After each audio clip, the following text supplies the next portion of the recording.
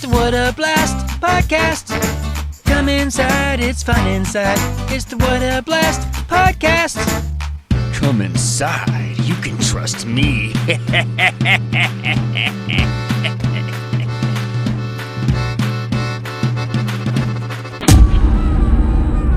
Alright, cool. So hit record on this.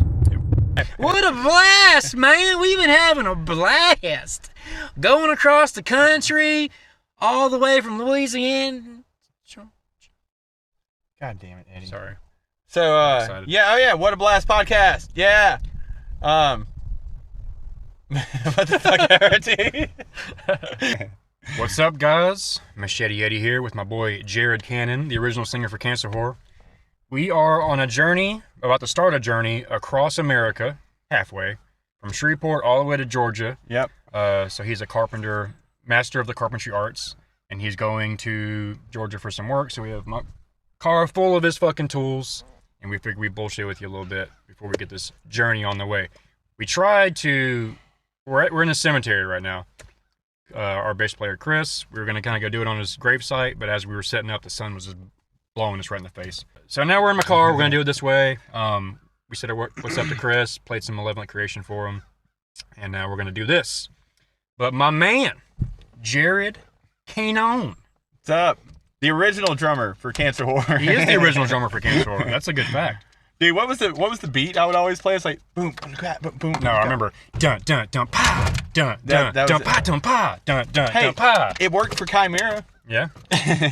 So the first like jams ever was like him and Jeff, and like Jeff would come up with some riffs and he would bust into that fucking dun dun dun. He'd just be high, zoned out. It was so good. It was such a good beat, dude. And so he would go smoke a cigarette, and then me and Jeff would start jamming. Yep. And then after like 2 or 3 jams of that, we're like, man, maybe we should just fucking jam instead. Yep. But yeah. And then I wasn't sour about it. It was like, it was cool to see my homies, like, I mean, it was a thing, you know? Like, and then what was it, like, I kept working on my vocals, because, like, I wanted to be in a band with my friends, man, you know? And, like, we were cool as shit. Like, what was it, Fear Factory is how we met? Yeah, I was definitely going to tell it. And I've told that story on a different pod, maybe even a couple different ones. We'd known each other. It was cool. We were like, it's a very small town, and there's not a lot of people here that are even into, like, music that isn't, like, scary. You know, they're into, like, just shit. There are not a lot of people that are into music, unless it's Taylor Swift. But, it's a small redneck town. Yeah. So, like, you know, Cryptopsy is still the shit, to this day. But, like, at the time, we were jamming the fuck out of Blasphemy Made Flesh and None So Vile. And Phobophiles is just, I mean, it's so goddamn catchy, dude. And so, like, yeah, they started jamming. What, y'all have, like, 3 or 4 songs, Okay. I think? I'm going to go ahead and rewind. Okay. Because we're kind of starting to skip through. Yeah. So this is my introduction to Jared. Well, and I'm going to rewind about myself, too. And also, did I say What a Blast podcast? I don't know if I actually said... This is What a Blast podcast. Yeah. Episode 3. Anywho, so I remember seeing Enter Sandman on Say What Karaoke at Brandon's house. And I was like, kind of like rock music. So then from that point on, I was like, Linkin Park, Korn, whatever the fuck. I'm kind of like, you know, and then BMG was a thing. BMG magazine, you could order like 12 discs for like the price of one. It's like Columbia House or some shit. Yeah, same shit. So Fear Factory was basically the heaviest thing that I had discovered at that point. And so it's like, I'm in 9th grade. I don't know if it's the first day of school or what, but I see Jared, and he doesn't look like he does now. He's like short hair.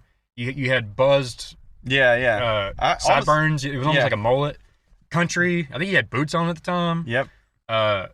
So I didn't expect it, but he gets off, and I see his backpack says Fear Factory. I'm like, oh shit, Fear Factory. He's like, oh yeah, you know Meshuggah? No. He's like, pfft. And I'm like, but we started our friendship there. So he showed me, like, if it wasn't for him, I arguably could have never started playing drums again. Played death metal, it's for sure. Yeah. Jared was my first introduction to meeting Jeff and Chris, and that's why we wanted to do it with Chris here, because Chris was the guy who got Jeff and him into it, and then me, and so he was almost the godfather of Cancer Whore and the whole pretty much the whole thing, you know. Yeah. And Chris is dead. I don't know if I told you that yet. Or in the cemetery. I told you that. Yeah. He died. Yeah. It's not funny, but, like, you should have been able to put that together by now. Like, that's why we're here. Like, he's also not living. Yeah.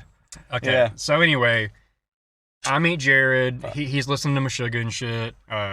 He lives like a mile away, so I can like walk to his house. I wasn't smoking at first, but like he gets smoking eventually, and that's just kind of like how Cancer Whore it all started. But I do remember like that, like you said, he was playing drums. Me and Jeff start jamming. Our song was bump bump bump bump bump bump bump bump bump bump bam bump bump bump bump. It was real like Lamb of God was kind of the thing at the time. I was about to say that's kind of like Lamb of God, Chimera was still on the playlist. The Unearth, oh god damn, it's been years. Also, was it Cancer Whore? Okay, so y'all were Cancer Whore. We were gonna try to come up with something else, I think, because I remember like Epidemic Trauma Release. And I think maybe it was like weird names we were juggling with. Donkey Punch. At one point. that was the burned CD. Like, hey, this is the track we recorded, kind of era. So it was like for me, that's really confusing because there's so many like just CDs going around. But I think because I drew the logo up the first one, so maybe that's why I remembered being like, what's the band name gonna be?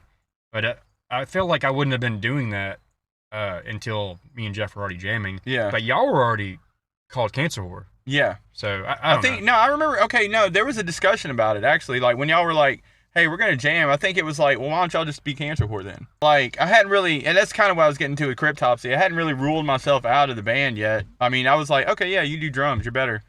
And it was like at that point, it was like a dream, dude. It was like we were fucking badass, dude, and that was gonna happen either way, you know. And we didn't know how the pieces were going to fall, though, because I remember it was me and Jeff, and then we almost got Price to play bass and do vocals because we met him in the trailer park, and we're like, oh, shit, this dude. And then he instantly gets a girlfriend, cuts his hair, and totally changes his ways. I'm like, shit. Which, love you, Price. Yeah, sure. And then Evan was going to come along. Yeah. Right now, Chris is jamming with fucking Hollywood dude that got stabbed in the head that time. Oh, Todd. Yeah. Him and Todd are jamming. That's where he learned how to do the arpeggio, like the sweep picking. I mean, that was the shit. I mean, that little cassette tape. I used to listen to that in the bathroom, smoking weed every day for hours, just that same fucking song. Dude, Chris could write, man. Chris could fucking write, dude. So yeah, I think we tried to cover that song at one point, or something. Yep. But yeah, they had that. Brotherhood of Murder was the name of their band. So then we have Cancer Whore. We're trying to figure it out. Evan was jamming with Eric. Yeah, that was intentional manslaughter, wasn't it? Yes, or that it was at one point. I think maybe he wasn't jamming. Hey, no. Okay, Brotherhood of Murder, something different. That was the beginning, but then Chris and Evan started jamming, and that's where the came from. Okay. Chris and Evan were jamming. Me and Jeff were jamming. Todd, that just didn't work out. I'm not sure. He got stabbed in the head or whatever. He's still alive. I've seen him. He's cool. Yeah. He's all my friends. Okay, so he didn't get stabbed like through the cranium. Like it was a screwdriver, and it fucked him up though. Okay, might as well tell this story. We're gonna jump ahead. We're already Cancer Whore at this point, but there's this dude Todd. He's just like an older death metal dude from California, so we just think he's cool as shit because we're like 17 or whatever. So we go to his house, and it's in the hood. Yeah. And his girlfriend's there. I'm not sure why we still went in if it was just his girlfriend. Maybe he was on the way back. So he shows up with some food, puts it down, and goes outside. Doesn't say a word to us. He's like, "What's up, guys?" Okay, hold on 1 second. Goes outside. Next thing we know, he's got a knife out in the road, N-word, to the whole neighborhood because they kicked in his door and like stabbed him in the head with a screwdriver and robbed him or whatever.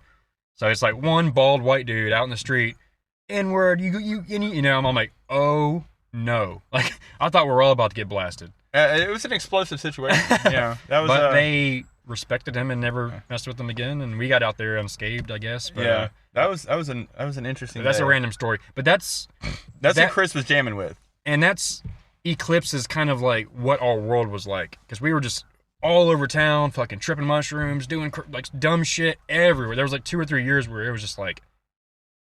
We were fucking crazy. Lucky to be alive. Yeah, definitely lucky to be alive. So anywho, yeah, rewinding, I guess. So bam.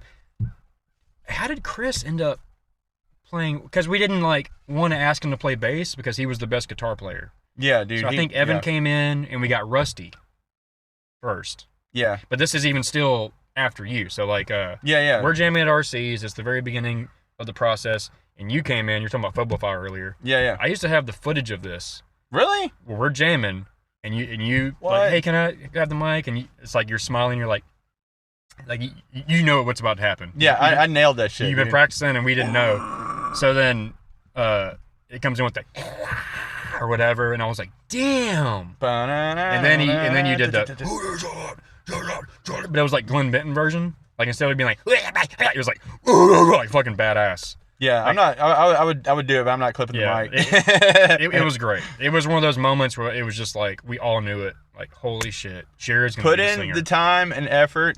What is it?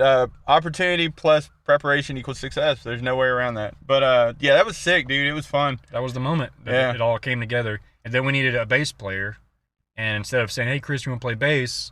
Rusty came along. Yeah, I think Evan was like, "Oh no, bass player," and Rusty's fucking good. No, he came to hang out because we were jamming at the old public storage. Oh yeah. So Rusty came out and he was playing like Slayer. Well, I and was shit. thinking of Chris's room where like when we met Daniel and Evan and Tony, like wasn't that?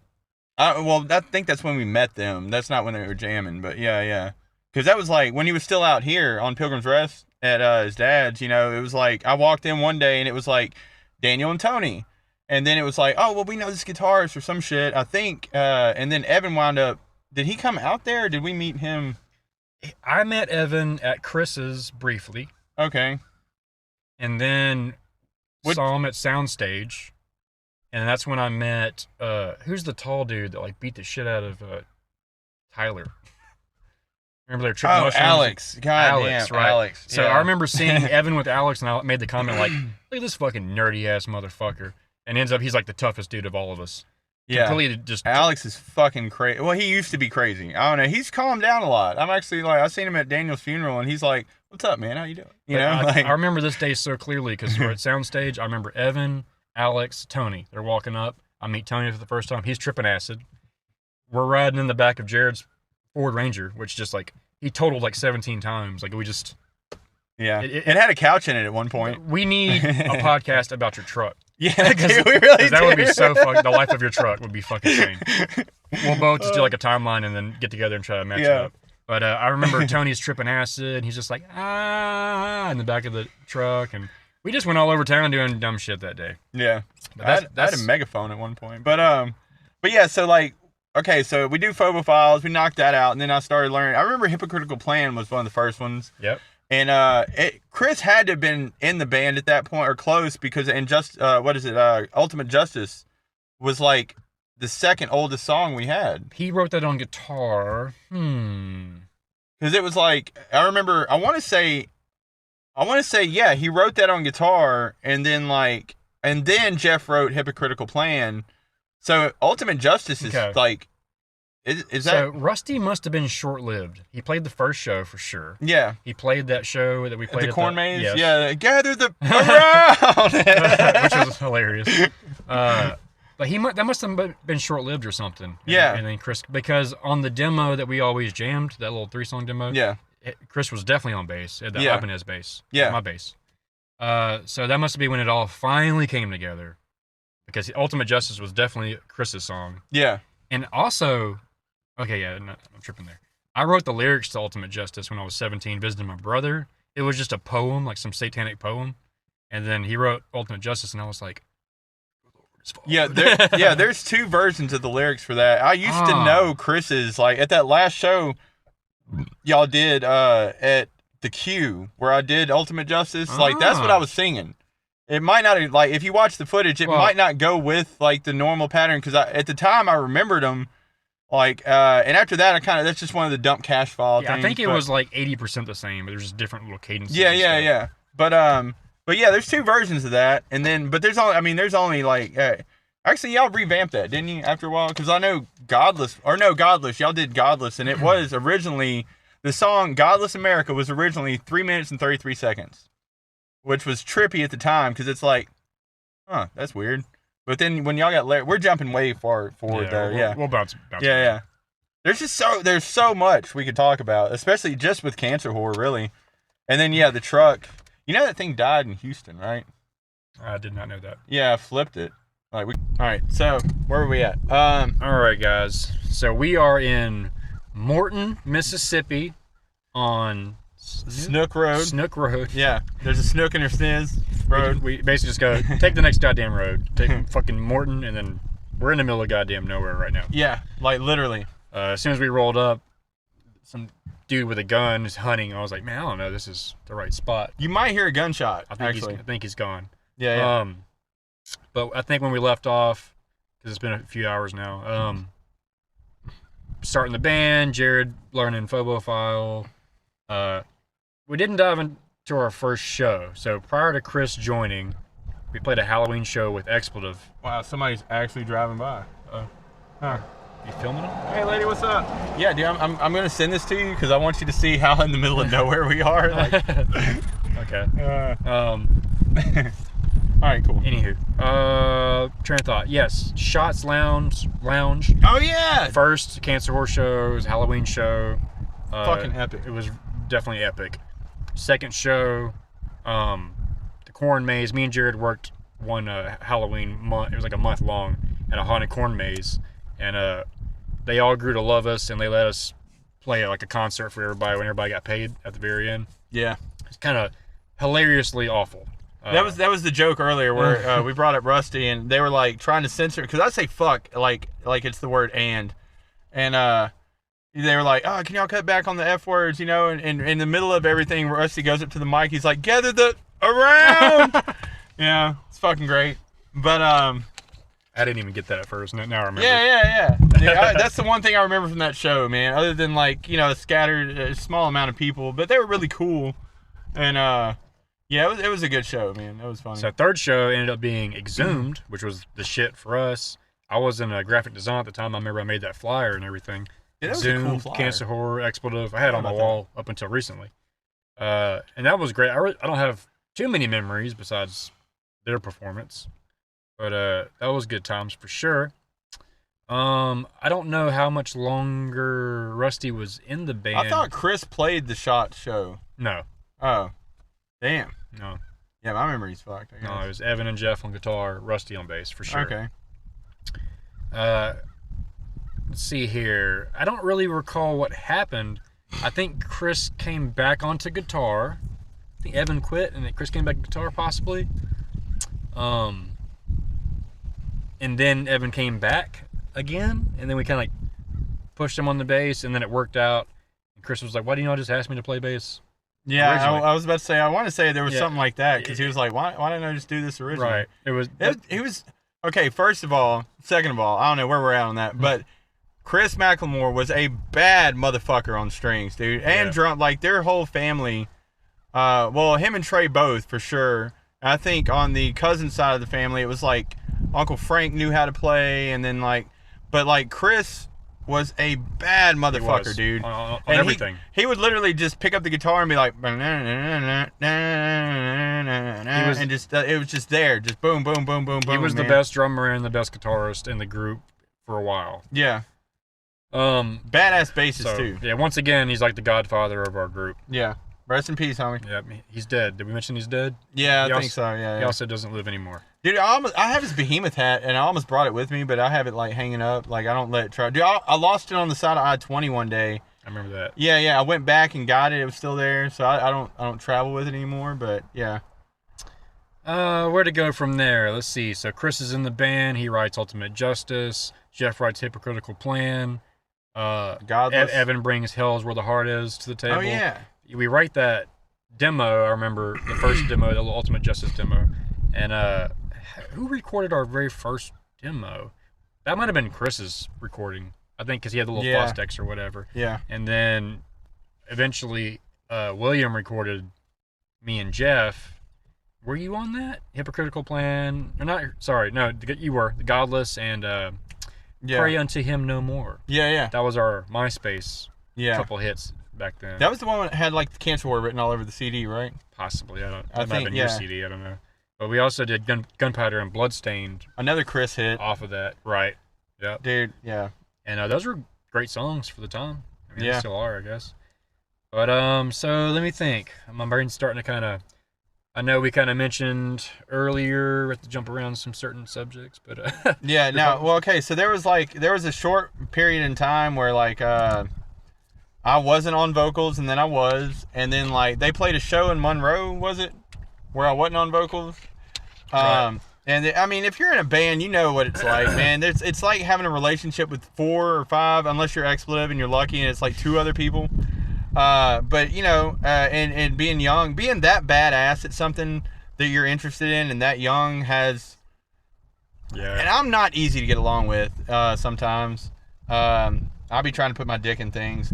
So Between girls and just yeah, not even just that. I'm gonna go ahead and mention we need to knock this out because I was telling them I don't want to talk about juicy shit and then try to recreate it on the show. But back when we were, what was it? we're like 18 or 19. Because you were out of school, I was still in high school. Yeah, I dropped out. So it was the first day of school. I'm just gonna go POV from my point of view. Okay, yeah. It's the first day of school. So the night prior, Daniel Wells was living at my house, and he was like getting or something. I think he was living at my house. Kicked him out. I go to bed because it's the first day of school, and then they show up covered in paint, and they're like, "Yeah, we were like breaking into garages or some shit. I can't even remember." Well, here's the thing. We technically did not break any property. I specifically remember having a heart of gold on this and being like, look, we can go into open garages, and they got to have gas in there. Because I'm not about destroying property. All right. Anyway, so we wound up finding beer and gas and spray paint and we might have tagged the school and the church, and then That's where I was leading to. So like, I kicked Daniel out. I wake up later. They both are, and this is like in my trailer. I live with my grandma, so they're coming in loud and drunk, covered in paint. Hey, did you tag this? It was after, huh? Huh? You had done that and then come to my house. Yeah, I think so. Okay, because you had paint on you. So Yeah. they tagged the church and the school. But I didn't really know that. No, I don't think you knew that. We were just like drunk. No, I knew. Okay. I knew because okay, all right. So anyway, they show up. I say, "Get the fuck out! I got school." Blah blah blah. Responsible. Okay, so I go to school, and as the bus passes the front, you see "fuck this school," and everybody was like, "Oh shit! The rival school must have come and tagged the school," and I'm like, It was totally the rival school. "Huh." Yeah. I think that's when, like, I didn't know, but like, I right now I'm going interesting, and then I walk into the plaza and it's straight up like worship Satan, fuck God, this school sucks dick, big dicks, all over the goddamn school. There was a guy smoking a blunt in a top hat that I worked especially hard on, and you didn't even mention. I said hard on. You didn't even mention him, so thanks. But Point of the story is he got arrested for this because they had just put cameras up on the school. And he had to go to boot camp for like a solid 6 months. yeah, So I had to mention that because it jumps ahead to we're playing Dallas. He's been kicked out of the band, among other things. So Evan's doing vocals. We play Monroe, and he's just hot and overheated. He can't play and do vocals. So the next day, like, I don't know if it was that night, but it had to be that morning. It had to be the morning of the show. We just rolled up at his house like, "Hey, dude, we want you to do vocals. We're going to Dallas right now. You down?" He's like, "Yep." So we went open for Vader and Cataclysm and at somewhere in Dallas. Speed, Hate, Kill, and dude, a fucking plethora of other bands. I still it was have an the all-day shirt. thing. Yep. Yeah, it was a badass event. Oh yeah, let's not go too deep into the. I personal know. side of that. Yeah. But so When Life Has Ceased played at Soundstage. Evan booked it, and Dylan Crouch from Psychiatric Regurgitation, who I've also played with, he was in that band, and also his name was Adam. I don't remember his last name, but he booked a lot of shit. So You Adam. talking about the dude from Hyperion? No. Oh. So yes, he books the fest, and they book us to open, and we were supposed to book them again for something cool. That never happened. But anyway, our first Dallas show was in Arlington. opening up for Vader, and it was really an incredible time for us at the time. Yeah. That was a wild night. We won't dive too much into that. I'm just take my word for it. Very crazy. Jaeger.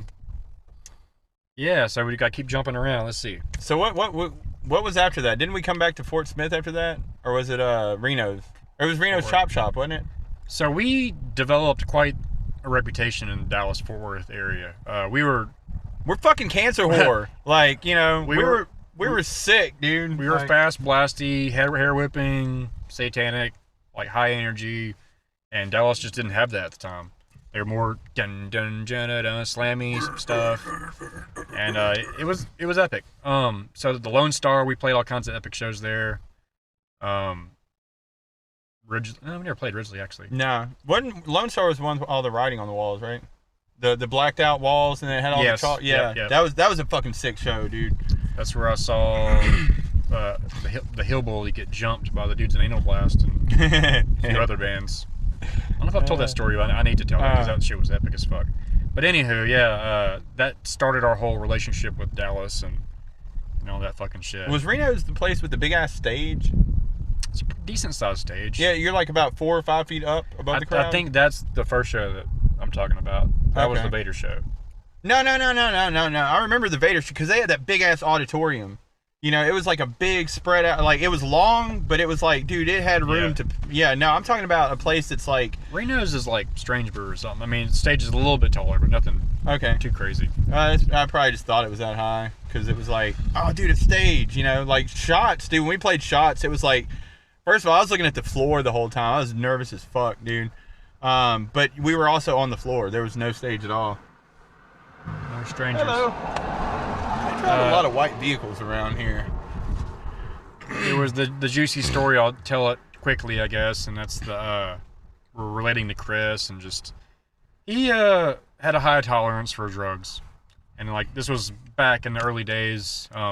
We played this show. He took 2 full wafers, 2 methadone. He gave me a quarter of one because I said I had a headache, and he gave Jeff the other 3. So we play a show. I fuck up a couple times. Jared gets pissed, says I'm unprofessional. We get in a fight.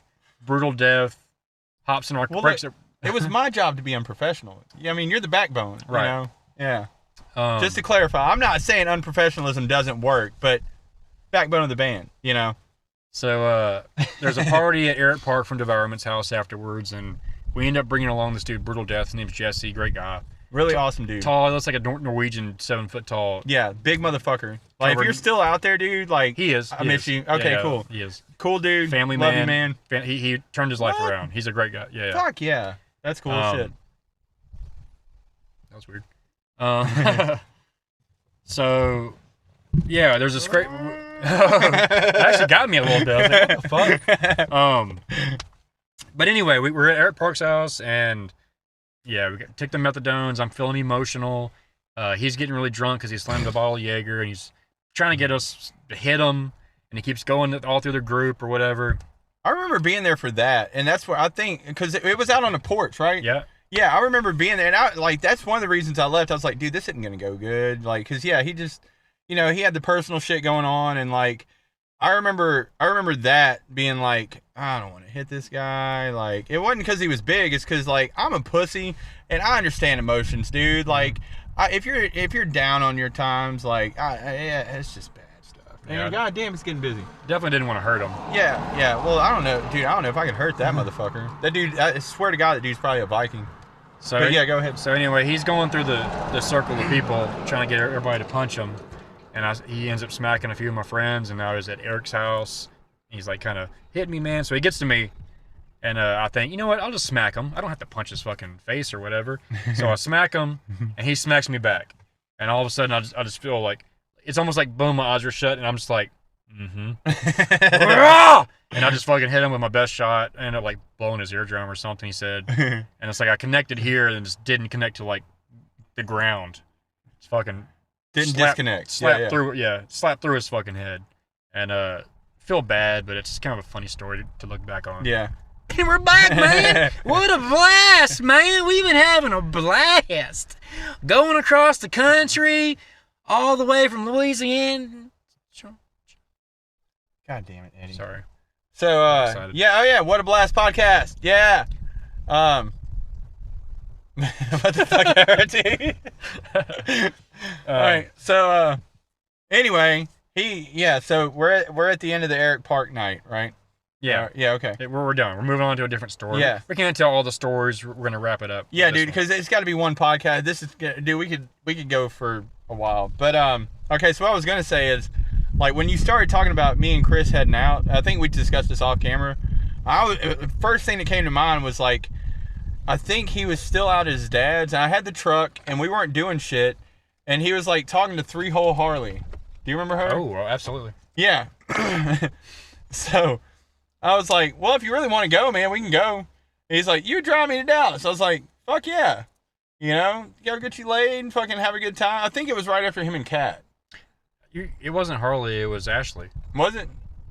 Remember Ashley, the blonde that was at our show? Okay, yeah. Okay, Jeff. Okay, never mind. I'm thinking of a 25 for Chuck. A different band. Still with Jeff.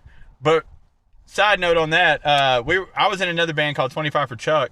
I had been in a band with Cancer Horror and went to school with Jeff. And he wound up running into Three Hole Harley at one of our Dallas shows and wound up staying with her.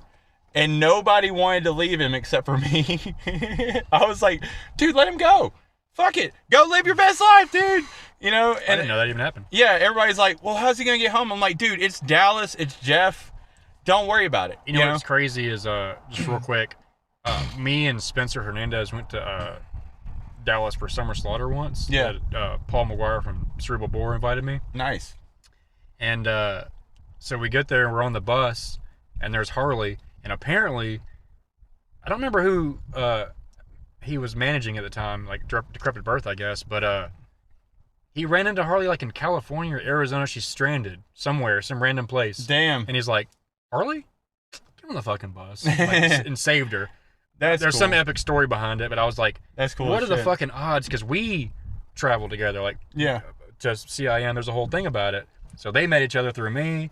We had a crazy adventure, and then they run to each other again. This is why community is so important, man. This is why networking is so important. Shit was crazy. And like on that note, like what I was saying is, Right, yeah, okay. So like, well, I'm just gonna try because it really doesn't have anything to do with band, but this is band membership. Chris was wanting to get laid, and I'm like, yeah, dude, I'll drive to Dallas. So we took off at like 8 or 9 o'clock at night. Met, what's her name? Ashley. It wasn't Three Hole Harley, but it was it had to be the other blonde chick. Right. I was assuming it was. But anyway, so we meet her at a hotel, and like I'm outside, I go about my day. You know, I think we actually did some coke, and yeah, because I haven't done a lot of coke. But I was like, all right, dude, I'm just gonna go fuck off. Y'all have fun, you know. And I had a couple beers, and I'm like walking around the fucking hotel and like talking to just random people, and you know, I get a fucking call on my phone. He's like, hey, dude, where you at? I'm like, oh, okay, cool. And that was that pretty much. Like we just drove to Dallas, did some coke. He fucked this chick, and then we drove back bullshitting and laughing our asses off, dude. Jesus. Yeah. It was definitely not uncommon to go drive to Dallas. Like driving to Dallas was not just give us a reason to fucking go. Yeah. That's why it was like a second home to us. Dude, there were times where I'd been there so much just for shows and other shit. Like I would be driving back at night, like. Do you remember that time we drove to hang out with Stitch and all them?